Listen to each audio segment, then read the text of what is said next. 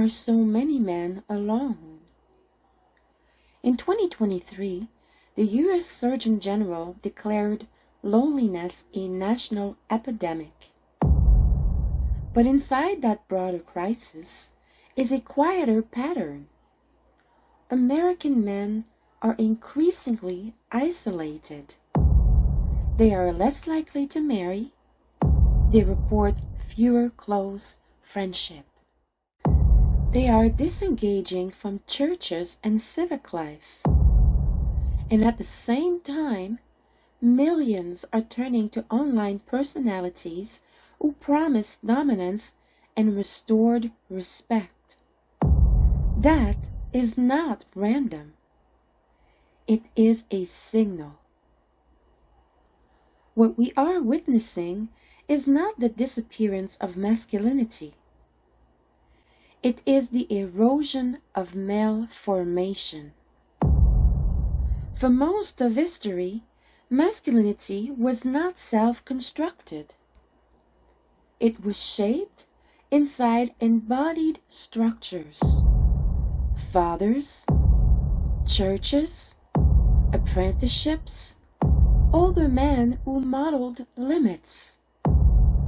Those systems were not perfect, but they placed young men in proximity to boundaries, and formation requires boundaries. Strength without limits does not mature. It expands. And when expansion has no direction, it turns into appetite. Masculinity did not vanish. It decentralized. Over the last 50 years, many of the institutions that once formed men either weakened or collapsed. Some clearly needed reform, but as they disappeared, they were never replaced.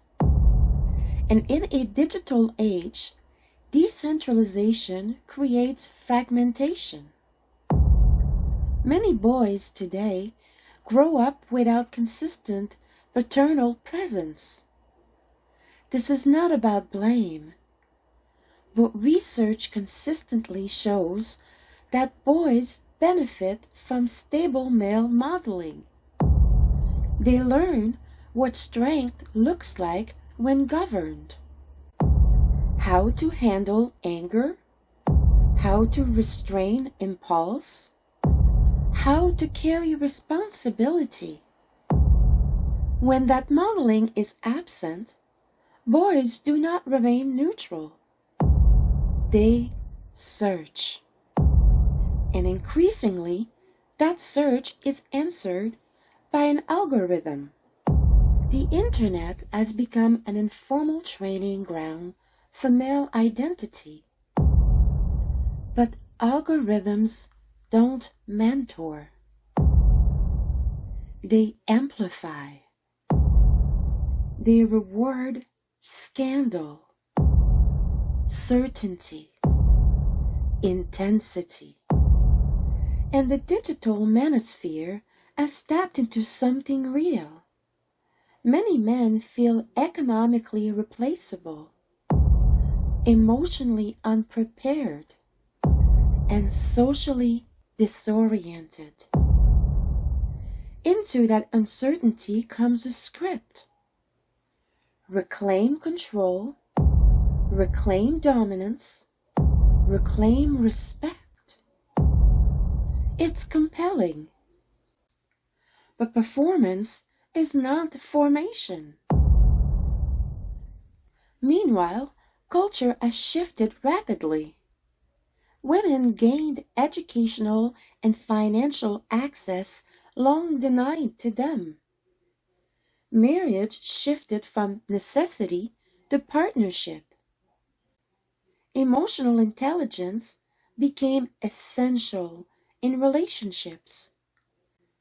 Many of these changes corrected real injustice. But expectation evolved faster than male formation did. Provision once defined masculinity. Now, provision is often shared. Stoicism was once praised.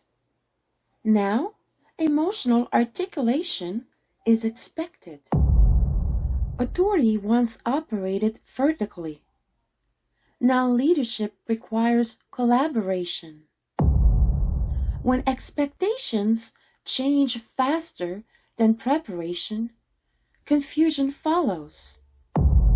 Many men are not rejecting maturity. They were never trained for the version now required. Layered onto that confusion is isolation. Men today report fewer close friendships than they did decades ago. And when accountability disappears, struggle goes underground. Temptation becomes private. Shame compounds. Isolation does not eliminate desire. It intensifies it. Christian teaching has never treated sexual desire as shameful. It treats it as powerful. And power that is not governed does not disappear. It reorganizes. Repeated exposure to curated digital stimulation detaches sexuality from vulnerability. It becomes controlled, theatrical, safe from rejection. But intimacy requires risk. And a generation trained in managed stimulation will struggle with unfiltered vulnerability. That is not just moral failure, it is structural. Across Christian tradition, masculinity is not defined by conquest. It is defined by stewardship. Authority modeled after Christ is exercised through service. Strength is disciplined. Desire is governed.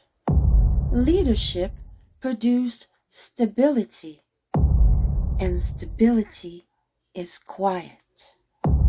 The loneliness crisis among men is not sentimental.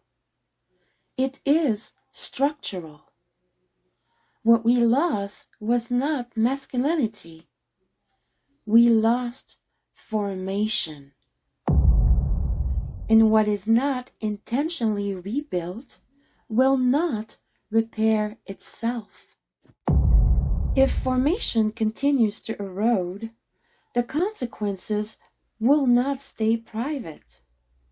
They will surface in marriages, parenting, churches, and public life. You cannot remove scaffolding and expect the structure to stand. In the next episode, we will move into the private terrain this crisis has already reshaped. How isolation, digital conditioning, and unprocessed shame converge inside male identity. Not to provoke, but to illuminate what secrecy protects. Because what remains hidden shapes men more than what is declared publicly. And if formation collapses, desire does not disappear. It reorganizes. Where it reorganizes will shape the future.